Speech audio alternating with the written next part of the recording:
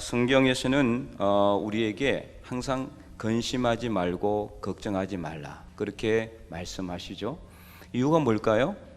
방금 말씀하신 것처럼 항상 하나님이 우리와 함께 계시기 때문입니다. 임마누엘 하나님, 그래서 항상 하나님 우리와 함께 계시기 때문에 너희는 근심하지 말라, 두려워하지 말라, 걱정하지 말라, 내가 너와 함께 하리라, 내가 너를 도와주리라 이렇게 말씀하고 있는 거죠. 그러나 때로는 하나님의 뜻대로 하는 근심이 필요할 때가 있습니다. 바로 오늘 본문에 그 내용이 나와 있죠. 세상적인 근심은 당연히 우리에게 정말 힘든 것만 주죠. 우리 마음만 상하죠. 그러나 하나님의 뜻대로 하는 근심은 우리로 하여금 많은 유익을 준다라고 오늘 본문은 말씀하고 있습니다. 그래서 이 하나님의 뜻대로 하는 근심을 통해서 우리가 더욱더 하나님과 가까이 가기를 원하고 하나님의 뜻을 깨닫기를 원하고, 그래서 하나님의 기쁘시게 하는, 하나님께 영광 올려드리는 하나님의 거룩한 백성들 다 될 수 있기를 간절히 축원드립니다.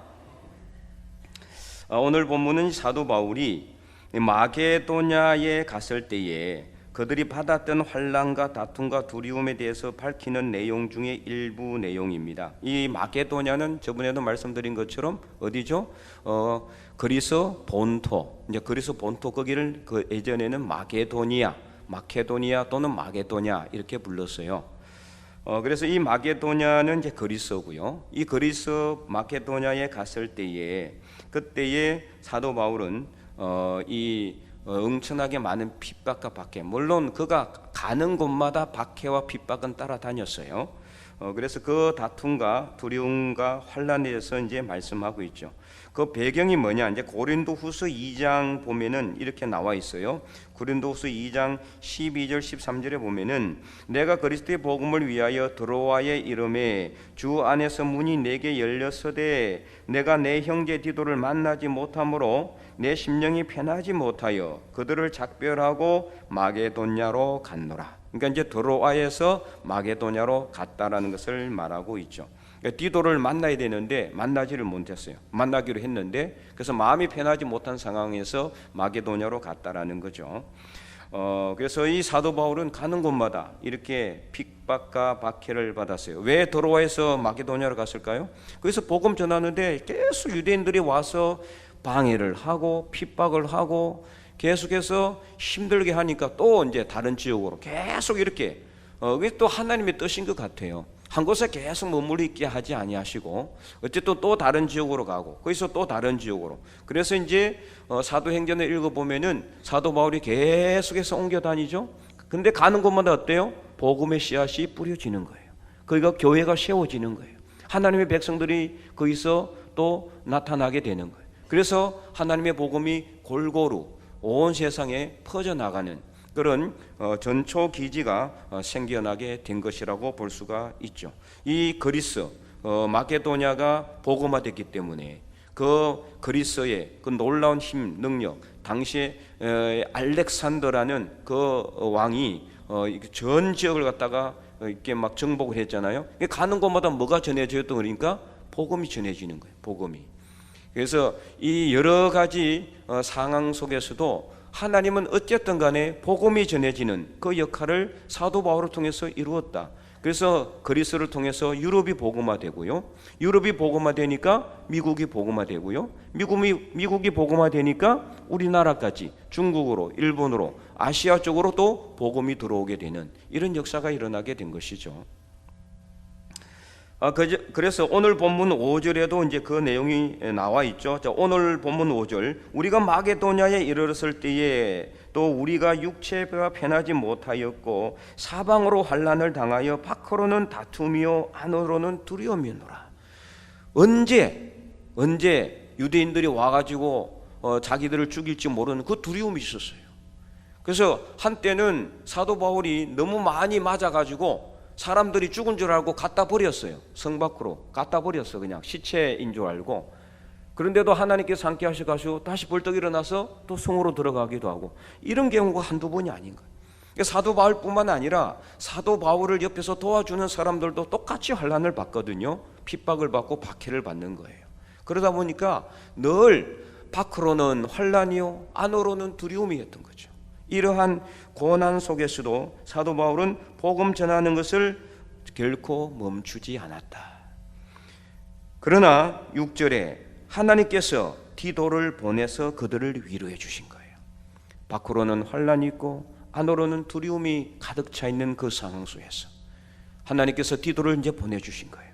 그래서 위로해 주셨다, 이것을 말하고 있죠. 6절에 그러나 낙심한 자들 위로하시는 하나님이 디도가 오므로 우리를 위로하셨으니. 그래서 디도는 그러면은 단순히 그냥 몸만 왔느냐, 그것이 아니죠. 7절에 보니까 그가 온 것뿐 아니요, 몸만 왔다는 게 아니죠. 오직 그가 너희에게서 받은 위로로 위로하고 너희의 사모함과 애통함과 나를 위하여 열심히 있는 것을 우리에게 보고함으로 나를 더욱 기쁘게 하였다, 이렇게 말하고 있습니다. 그런데 그 전에 8절에 보면은 바울은요, 8절 그러므로 내가 편지로 너희를 근심하게 한 것을 후회하였으나, 그 전에 바울은 후회하는 것이 하나 있었어요. 그게 뭐냐? 편지로 고린도 교회에 보냈던 거, 이거 후회하고 있었어요. 고린도 교회에 편지 보낸 게 뭘까요? 고린도 전서예요. 고린도 전서. 여러분, 고린도 전서를 읽어보면은 어떤 내용들이 나와 있느냐? 고린도 교회 당시에 수많은 문제들이 쫙 나와 있습니다. 분열의 문제, 분쟁의 문제, 다툼의 문제, 음행의 문제, 우상 숭배의 문제, 뭐 여러 가지 문제들이 수없이 많이 나와요. 그 모든 문제들 가지고 이 고린도 교회는 씨름하고 있었는데, 그 문제들이 이제 외부에 알려지게 된 거죠. 사도 바울도 알게 됐어요. 고린도 교회는 누가 개척을 했습니까? 사도 바울이 개척했어요. 그래서 지금 마게도냐로 가 있는 사도 바울은 그 전에 보냈던 고린도전서 편지 때문에 후회하고 있었는데, 그건 뭐냐? 거기서 그 문제들을 질타하고 그들을 책망했거든요. 그래서 그들로 하여금 회개를 촉구하는 편지를 보내게 된 거예요. 그런데 이제 사도 바울이 왜 후회를 하게 되었느냐? 그 편지를 받은 고린도 교회 성도들이 마음으로 근심하고 힘들어질까 봤어. 그 부모의 마음 같은 거죠. 부모의 마음. 우리 자녀들이 잘못하면 어떻습니까? 부모가 징계하죠, 나무라죠, 책망하잖아요. 그러면 나무라고 책망하고 나서 마음이 흡족합니까? 아니죠. 내 마음도 괴로운 거예요. 그죠? 이런 마음이에요, 사도 바울이. 그래서 후회하고 있었는데 디도가 와가지고, 디도가 와서 소식을 딱 전해주는데, 이 고린도 교회 교인들이 사도 바울의 편지 고린도전서를 읽어보고 그들이 마음이 힘들어지거나 어려워진 것이 아니라 더 놀라운 역사가 일어나게 됐다. 그래서 바로 이제 7절 말씀에 나와요. 너희의 사모함과 애통함과 나를 위하여 열심히 있는 것. 그래서 사도 바울을 위해서 열심으로 고린도 교회 교인들이 오히려 기도하고 있고 사모하고 있고 애통하고 있고 회개하고 있었다는 거예요. 그래서 사도 바울은 이제는 나도 기뻐한다, 이렇게 말하고 있는 거죠. 9절에 내가 지금 기뻐하고 있는 거예요. 자신 지금 기뻐하고 있는 것은 바울의 책망을 받은 고린도 교회가 오히려 근심함으로 회개하게 된 것, 이것을 기뻐하고 있다라는 겁니다. 자, 근데 우리가 생각할 때 근심하게 되었는데 어떻게 회개하게 되었을까? 근심하면은 막 힘들어가지고 그냥 주저앉거나 포기하거나 아니면 앞으로 나가지 못하고 누워 있을 수 있을 것 같은데 어떻게 회개하게 되었을까? 애통하게 되었을까? 오히려 사모하게 되었을까? 오히려 간절함을 가지고 바울을 위해서 기도할 수 있었을까? 이것을 오늘 본문은 말씀하고 있는데요, 바로 그 근심이 그들이 세상적으로 했던 근심하고는 다른 하나님의 뜻대로 하는 근심이었기 때문입니다. 그래서 10절 말씀을 우리 다 함께 한번 읽어볼까요? 10절 말씀, 하나님의 뜻대로 하는 근심은 후회할 것이 없는 구원에 이르게 하는 회개를 이루는 것이요 세상 근심은 사망을 이루는 것이니라. 아멘. 그렇습니다. 세상적으로 하는 근심은요, 항상 우리로 하여금 힘들게만 해요. 그죠? 세상 근심 여러분 하면은 뭐가 만들어집니까? 뭐가 이루어집니까? 아니잖아요. 우리 마음은 상해요. 문제는 하나도 해결 안 돼. 오히려 더 힘들어져. 그래서 세상의 근심은요, 사망에 이르게 해요. 사람이 몸이 죽어야 사망하는 게 아닙니다. 근심이 심해지고, 그래서 내 마음이 정말 어려워지면은요, 나의 영이 죽는 거예요. 내 영이 죽는 것은 사망에 이르는 것과 마찬가지예요. 아무것도 못해요. 일어나지도 못해요. 우울증에 걸리고, 그래서 그냥 무기력하게 누워 있는 거예요. 죽은 겁니다. 몸은 살아있지만 영이 죽은 거예요. 사망에 이르게 하는 거예요. 그래서 여러분, 세상 근심하시면 안 돼요. 세상적으로 염려하셔도 안 돼요. 세상 근심, 걱정, 염려는요, 우리의 마음을 상하게 하고 오히려 우리를 죽이는 거예요. 그 세상 근심과 걱정은요, 하나님이 주는 게 아니에요. 누가 줘요?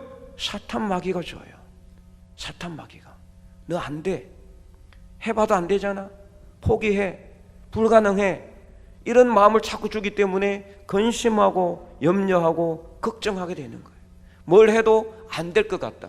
뭘 해도 실패할 것 같다. 뭘 해도 불가능해 보이는 그런 마음을 자꾸 줌으로 인해서 항상 근심, 걱정, 염려가 가득 차 있는 거예요. 그러나 하나님께서 우리 마음을 움직이시는 하나님의 뜻대로 하는 근심은 오히려 우리로 하여금 살아나게 하는 거예요. 죽이는 것이 아니라 더 살아나게 하는 거다. 하나님을 향해서 일어나게 하는 것이라는 것을 믿으시기 바랍니다. 그래서 어디로 이른다? 구원에 이르는 회개가 나오게 되는 거예요. 자, 여기서 말하는 구원은 예수님을 믿어서 구원받는 구원이 아닙니다. 우리가 근심하게 됨으로 죄에 빠지고, 근심하게 됨으로 어떤 구렁텅이에 빠지는, 거기서 건져내을 받는 구원을 의미하는 거예요. 그렇게 될 수 있는 회개를 만들어준다. 세상적인 근심이 아니라 어떤 근심이요? 하나님의 뜻대로 하는 근심이 그렇게 한다라는 거죠. 그래서 세상 근심을 하게 되면은 항상 문제가 해결되지도 않고 우리만 힘들어질 수밖에 없지만, 하나님의 뜻대로 하는 근심은 항상 우리로 하여금 다시 일어나게 하는 힘을 주는 겁니다. 예수님께서도 마태복음 6장에 보면은 세상 근심하지 말라 그랬잖아요. 그래서 6장 25절에 보면은 뭐라고 기록하고 있어요? 6장 25절에 이렇게 기록하고 있습니다. 그러므로 내가 너희에게 이르노니 목숨을 위하여 무엇을 먹을까, 무엇을 마실까, 몸을 위하여 무엇을 입을까 염려하지 말라. 목숨이 음식보다 중하지 아니하며 몸이 의복보다 중하지 아니하냐. 그리고 26절부터 29절에 보면은 우리가 염려하지 말아야 될 이유를 또 설명하고 있어요. 공중의 새를 보라. 심지도 않고 거두지도 않고 창고에 모아 들이지도 아니하되 너희 하늘 아버지께서 기르시나니 너희는 이것들보다 귀하지 아니하냐. 여러분, 그렇잖아요. 생각해 보세요. 공중에 나는 새들이 근심하는 거 봤어요?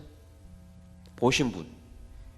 새가 막 근심해가지고 머리를 이렇게 흔들면서 내가 어떻게 살까 이렇게 근심하는 거 본 적이 있어요? 새들은 늘 지저귀며 노래해. 걔네들은 걱정하지 않아요. 여러분, 더럽힌 백합화가 어떻게 살 것인가 근심하고 염려하는 거 보신 분.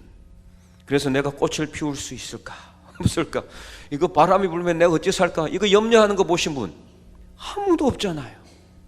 왜 염려하지 않고 걱정하지 않아요? 하나님이 기르시고 하나님이 키우시고 하나님이 입히시기 때문이에요. 하물며 오늘 우리는요, 하나님의 뜻대로 부르심을 받았고 하나님의 속성대로 우리가 지으심을 받았고, 오늘 예수님을 믿어 하나님을 바라보고 있는, 하나님을 경외하고 있는 하나님의 백성들에게 하나님이 어찌 좋은 것을 입히지 아니하시고 좋은 것을 먹이지 아니하시고 좋은 집을 주지 아니하시겠습니까? 하나님은 다 주십니다. 염려하지 말고 걱정하지 말아야 돼요. 그래서 27절에 마태복음 6장 27절, 너희 중에 누가 염려함으로 그 키를 한 자라도 더할 수 있겠느냐. 나는 만약에 근심해가지고 키가 클 수 있다면은 매일 근심하겠어요. 뭐 지금도 별로 나는 키 작다고 어려움이 느껴지지는 않지만 키가 작아도 예쁜 아내를 얻었고 좋은 가정을 이루었고 하나님께서 내가 키가 작다고 어디서 뭐 문제 생길 수 있게 하지 않았어요. 여러분, 염려함으로 될 것이 아무것도 없어요. 하나님께 나가시기 바랍니다. 문제가 있으면 하나님께 기도하시기 바랍니다. 우리 다니엘 기도 일주일 지났지만 그 강사들이 계속 하는 이유가 말씀이 뭐예요? 아까 장로님도 기도했지만 문제를 문제로 보지 말고 그 문제에 뭐가 있다? 답이 있다. 답이 있다 그랬어요. 문제 속에 답이 있다. 그래서 문제가 일어나면은 오히려 감사하는 거죠. 기뻐하는 거죠. 아, 하나님이 나에게 더 발전할 수 있는 기회를 주시는구나. 환난이 있거나 고난이 있으면은 감사한 거예요. 이것을 통해서 어떻게 돼요? 하나님을 더 우리가 바라볼 수 있으니까. 문제가 없으면은 기도하지 않았는데, 환난이 없었으면은 내가 하나님께 엎드리지 못했는데, 이 문제를 통해서 더 하나님께 간절하게 기도하고 더 하나님을 바라볼 수 있으니 얼마나 감사합니까? 그래서 우리 삶 속에요, 문제가 있으면은 오히려 우리 기뻐하고 즐거워해야 돼요. 하나님을 만날 수 있는 기회가 되니까. 그래서 오늘 여러분, 세상 근심 걱정하시면 안 돼요. 그래서 28절에 또 너희가 어찌 의복을 위하여 염려하느냐? 들의 백합화가 어떻게 자라는지 생각하여 보라. 수고도 아니하고 길쌈도 아니하느니라. 아무것도 안 해요. 풀이 뭐 하는 거 봤어요? 나무가 뭐 일하는 거 본 적이 있어요? 하나님이 기르시는 겁니다. 29절 그러나 내가 너에게 말하노니 솔로몬의 모든 영광으로도 입은 것이 이 꽃 하나만 갖지 못하였느니라. 그래서 오늘 우리는 이 세상 살아가는 모든 자연 법칙을 보면은 하나님이 다 이루시고 하나님이 다 만들어 가시는데, 오늘 우리 하나님의 뜻대로 부르심을 입은 하나님의 백성들은 매일 염려하고 걱정하고 근심하고 땅이 꺼지라 한숨 쉬면 안 되는 겁니다. 항상 하나님을 바라보며 그 근심과 염려와 걱정을 하나님께 맡기고 다 하나님께 모든 것을 내려놓고 오히려 기쁨으로 기도하고 하나님을 만나서 살아계신 하나님의 음성을 듣는 하나님의 백성들이 될 수 있기를 간절히 소망합니다. 그래서 사도 바울이 보낸 편지 한 장으로 고린도교의 교인들은요, 하나님의 뜻대로 하는 근심을 하게 되었고 이를 통해서 그들 안에 놀라운 역사가 일어났어요. 그래서 11절 말씀은 이렇게 기록하고 있죠. 우리가 이제 읽었지만은 한 번 더 보면은 보라 하나님의 뜻대로 하게 된 이 근심이 너희로 얼마나 간절하게 하며 얼마나 변정하게 하며 얼마나 분하게 하며 얼마나 두렵게 하며 얼마나 사모하게 하며 얼마나 열심 있게 하며 얼마나 벌하게 하였는가. 너희가 그 일에 대하여 일체 너희의 자신의 깨끗함을 나타내었느니라. 아멘. 그래서 첫째, 간절한 마음을 준다. 고린도교회 성도들이 자신들의 잘못을 깨닫고 이제는 간절한 마음으로 사도 바울을 위해서 기도하기 시작한 거예요. 그 전에 교회에 분쟁이 있었고 분열이 있었어요. 누구는 개바파, 누구는 그리스도파, 누구는 바울파 막 이래가지고 이게 막 서로 갈라져가지고 서로 싸우는 그런 기도가 돼요? 안 되죠. 근데 이제 사도 바울의 편지를 읽고 이 사람들이 이래서는 안 되겠구나, 간절한 마음으로 사도 바울을 위해서 기도하기 시작한 거예요. 교회를 위해서 기도하기 시작한 거예요. 그러니까 놀라운 역사가 일어나게 된 거죠. 두 번째는 하나님 뜻대로 하는 근심은 어떻게 하느냐? 변정하게 한다. 자, 변정이라는 단어는 이 자기의 잘못을 변호하거나 자기 잘못을 갖다가 막 이렇게 핑계대는 이런 변정이 아니라, 이 변정이라는 것은 자기들로 하여금 그동안 죄에 빠지게 했던, 분쟁하게 하고 음행하게 하고 우상에 빠지게 하고 다툼 있게 하고 이러한 모든 것들을 하게 한 사탄 마귀에 대한 강력한 항의를 의미합니다. 강력한 항의. 그래서 변정하게 했어요. 이래서 안 되겠구나, 이 나쁜 사탄 마귀, 우리는 하나님의 백성이에요. 이렇게 하면서 변호하면서 하나님을 변호하면서 나갔다 이 말이에요. 그래서 세 번째, 하나님의 뜻대로 하는 근심은요, 분하게 했어요. 분하게 했다. 이 분하게 한 건 뭐냐? 방금 말한 이 변정이라는 단어처럼 자기들 하여금 죄와 허물에 빠지게 했던 사탄 마귀에 대한 분노를 의미하는 겁니다. 분노. 이런 분노함이 있어야 돼. 민수기 25장에 보면은 이스라엘 백성들이 광야를 행진하다가 시딤이라는 곳에 머물게 됩니다. 항상 머물게 되면 문제가 생겨요. 안주하면 안 되는데 신앙의 삶은요, 힘들어서 조금 쉴지라도 앉으면 안 돼요. 다시 일어나서 걸어가야 돼요. 한 발자국 좀 늦게 갈지라도 앞으로 가야 돼요. 근데 이 시딤에서 머물게 되니까 얼마나 편해요. 그냥 거기서 머물면서 편해지니까 뭐가 들어와요? 죄가 들어오고, 그래서 이방 여인들과 음행하기 시작해서 하나님이 분노했어요. 그래서 하나님께서 그 징계로 백성들의 수령을 하나님 보는 앞에서 나무에 목매 달라 그랬어요. 온 백성들이 난리가 났습니다. 울며 통곡하는 그 사이에 한 이스라엘 백성 남자가 미디안 족장의 딸 고sob이라는 여인을 데리고 자기 장막으로 침실로 들어가는 것을 보고 제사장 비느하스가 분노가 일어난 거죠. 창을 들고 들어가서 두 사람을 한꺼번에 찔러 죽였어요. 살인이잖아요. 어떻게 됐을까요? 살인죄로 고소당한 게 아니에요. 오히려 하나님께서 이 백성들에게 주는 재앙을 멈추었어요. 비느하스의 분노가 나의 분노를 대신하였다. 그래서 하나님의 재앙이 멈추고 비느하스와 비느하스 후손들에게 어마어마한 복을 약속하십니다. 오늘 우리도 마찬가지예요. 오늘 우리에게도 이 세상의 죄와 악을 향해서 우리로 하여금 죄에 빠지게 하고 허물로 행하게 하는, 그래서 다투게 하고 미워하게 하고 시기하게 하고 질투하게 하는 이 사탄 마귀를 향해서 우리는 영적인 창을, 분노의 창을 높이 들어야 됩니다. 창을 높이 들고 하나님 앞에 나가야 됩니다. 분노해야 됩니다. 사탄 마귀를 향해서 분노해야 돼요. 죄와 악을 향해서 분노해야 돼요. 이 분노함이 있어야 회개하게 되는 거예요. 바로 이런 영적인 분노가 오늘 우리에게 필요한 겁니다. 그래서 사탄 마귀의 달콤한 유혹에 속기도 하고 넘어지기도 하고, 그러나 중요한 건 뭐예요? 빨리빨리 깨닫고 회개하는 겁니다. 빨리 깨닫고 분노함으로 내가 이럴 사람이 아니야. 사탄 마귀를 향해서 영적인 창을 들어야 돼. 칼을 들어야 돼. 하나님의 말씀으로, 하나님 말씀으로 성령의 검을 높이 들고 하나님 앞에 바로 서야 돼요. 바로 이게 회개의 열매입니다. 그래서 우리는 이 세상의 죄와 악을 향해서 분연히 일어나서 영적인 분노의 창을 높이 들고 하나님 앞에 회개함으로 회개의 열매를 풍성하게 거두는 하나님의 백성들이 될 수 있기를 바랍니다. 네 번째, 하나님의 뜻대로 하는 근심은 두렵게 합니다. 자, 이는 바로 우리의 죄와 허물로 인해서 하나님을 두려워하는 거예요. 하나님의 심판을 두려워하는 거예요. 사도 바울도 고린도전서 2장 3절에서 이렇게 그는 고백했습니다.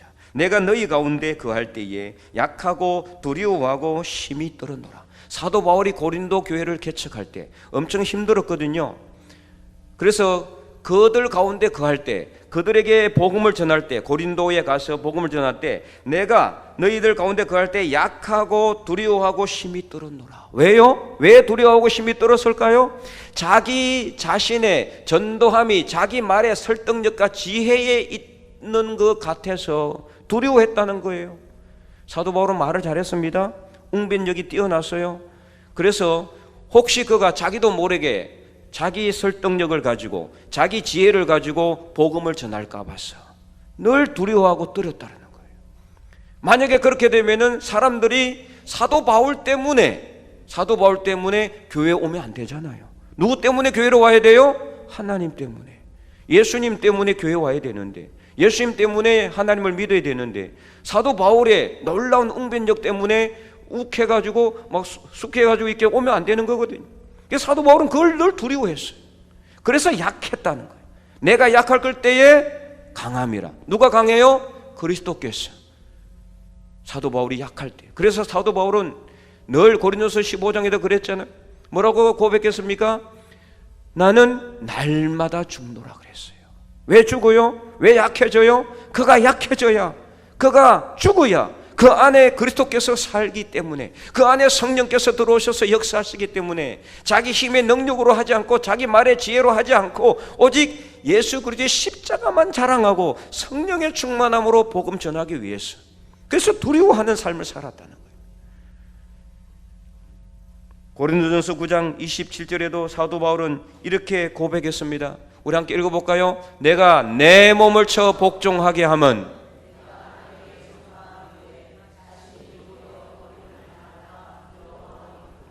아멘. 여러분, 사도 바울이 얼마나 능력이 있는 사람이었어요. 사람들이 사도 바울 그 행하는 능력 때문에, 사도 바울은요 죽은 사람도 살렸어요.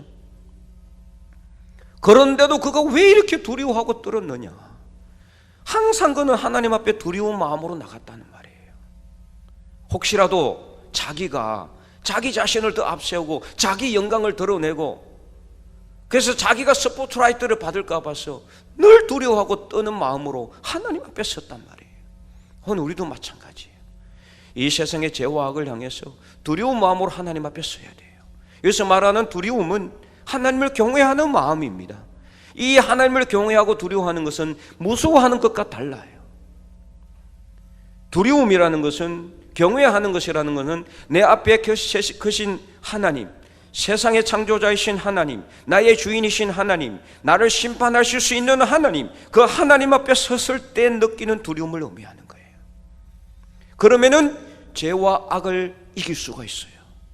우리 힘으로는 안 됩니다. 우리 능력으로는 죄와 싸워서 백전백패 할 수밖에 없어요. 그러나 두려움을 가지고 있으면, 하나님에 대한 두려움, 하나님에 대한 경외심을 가지고 있을 때 우리는 죄와 싸워서 이길 수 있다. 요셉이 보디발의 아내 유혹을 어떻게 물리쳤습니까? 한번 딱 들어주면은 그도 호의호식하고 그냥 편안한 삶을 살 수 있었는데, 그러나 그는 보디발의 아내가 동치마저가 유혹했을 때, 내가 어찌 하나님 앞에서 죄를 지을 수 있으리까? 하나님 앞에서 내가 죄를 지을 수 없다. 하나님을 경외한다는 소리예요. 단칼에 거절했어요. 근데 이 일로 인해 가지고 오히려 모함에 빠져가지고 감옥에 갇혔잖아요. 그러나 요셉은 하나님을 두려워하는, 하나님을 경외하는 마음을 그는 버리지 않았어요. 그랬을 때 하나님은 결국 요셉을 그 애굽의 총리로 세워주셨잖아요. 하나님은 오늘 우리 모든 것을 다 알고 있습니다. 우리가 안고 일어섬도 알고 계시고, 우리가 무슨 일을 하는지도 알고 있습니다. 그러므로 우리는 하나님 앞에 두려워해야 돼요. 내가 모르게 하고 있는데 하나님이 아실까? 당연히 알고 있습니다. 시편 139편 다윗은 그렇게 고백했잖아요. 하나님은 나의 안고 일어섬도 알고 계시고, 내가 하늘에 올라갈지라도 저기 계시고, 내가 서울에 내 자리를 펼지라도 거기 계시며, 내가 새벽 날개를 채며 바다 끝에 가서 거주할지라도 거기서도 주의 오른손이 나를 붙드시리이다. 하나님은 항상 나를 알고 계시고 내가 무엇을 하고 있는지 알고 있다. 그러므로 내가 주의 앞에서 어디로 가며 주의 영을 떠나 어디로 피하리까? 피할 수가 없다는 거예요. 하나님은 그런 분이에요. 오늘 우리 모든 것 다 알고 있어요. 그러므로 하나님을 두려워하는 마음으로 오늘 하나님 앞에 설 수 있기를 바랍니다. 그럴 때 우리는 하나님 앞에서 믿음으로 승리하게 될 줄 믿으시기 바랍니다. 다섯 번째로 하나님 뜻대로 하는 근심은 사모하게 합니다.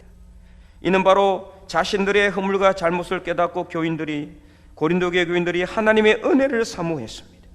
그래서 이제는 더욱더 거룩한 하나님의 백성들이 되고자 결단하게 된 것을 말하는 거죠. 오늘 우리도 사모함으로 성전을 사모하고 예배를 사모하고 기도를 사모하고 다니엘 기도에 사모하고 새벽 기도에 사모하고 주일 예배를 사모하고 이렇게 사모하는 마음을 하나님 앞에 가질 수 있기를 바랍니다. 여섯 번째, 하나님 뜻대로 하는 근심은 열심히 있게 합니다. 이 열심은 세상적인 열심이 아니에요. 하나님 안에서 성령의 능력 안에서 하는 열심이에요. 그래서 부지런히 모이기를 힘쓰고 간절하게 기도하고 말씀에 집중하고 예배에 목숨을 걸고 때를 얻든지 못 얻든지 그들이 듣든지 아니 듣든지 열심을 다해서 복음을 전하는 삶을 살게 하는 것. 어떤 것이요? 세상 근심이 아니라 하나님의 뜻대로 하는 근심. 바로 그것이 이렇게 열심히 있게 하게 됩니다. 마지막 일곱 번째로 하나님 뜻대로 하는 근심은 벌하게 합니다. 자, 뭘 벌하느냐? 여기서 벌한다는 것은 자기 자신을 꾸짖는 것을 의미하는 거예요.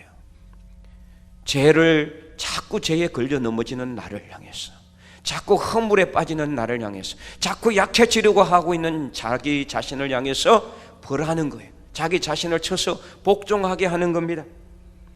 그래서 이사야가 시편 42편 5절에 이 고라 자손이 낙심하게 하고 불안하는 자기 영혼에게 이렇게 꾸짖고 있죠. 우리도 함께 한번 읽어볼까요? 내 영혼아,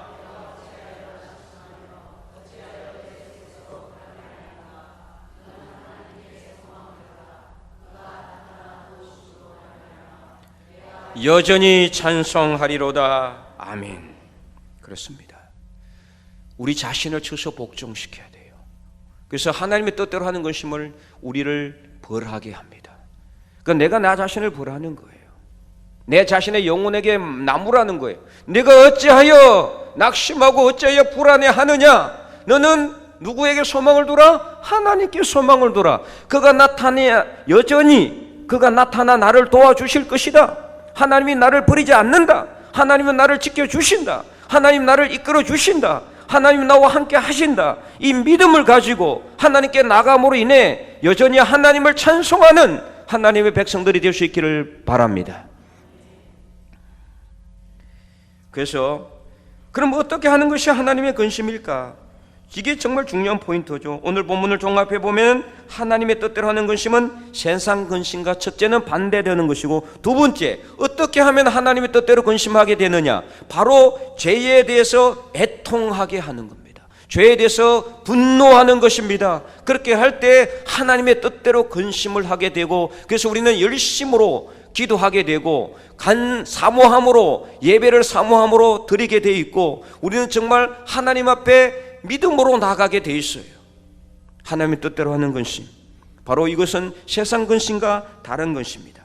그래서 하나님 뜻에 온전히 순종하지 못하고 세상 욕심을 향해서 가든, 그래서 모든 것을 다 잃어버렸던 누가복음 15장의 둘째 아들처럼 늦었지만은 하나님의 뜻대로 하는 근심을 하게 되면은 하나님께로 돌아가게 됩니다. 오늘도 우리는 하나님께로 돌아갈 수 있기를 바랍니다. 이 죄에 대해서 분노하고, 죄에 대해서 애통하고, 자기 자신에 대해서 책망하고, 그래서 열심을 가지고 하나님 앞에 나갈 때 하나님은 우리에게 하나님 뜻대로 하는 근심을 통해서 우리의 마음속에 하나님께서는 애통한 마음을 주시고 간절한 마음을 주시고 사모하게 하시고 열심을 가지고 기도하게 하셔서 하나님 앞에 바르게 서서 하나님의 뜻을 이루어드릴 뿐만 아니라 하나님께 영광 올려드리게 되는 우리 하나님의 거룩한 백성들이 다 되는 저와 여러분이 될 수 있기를 주님의 이름으로 간절히 축원드립니다.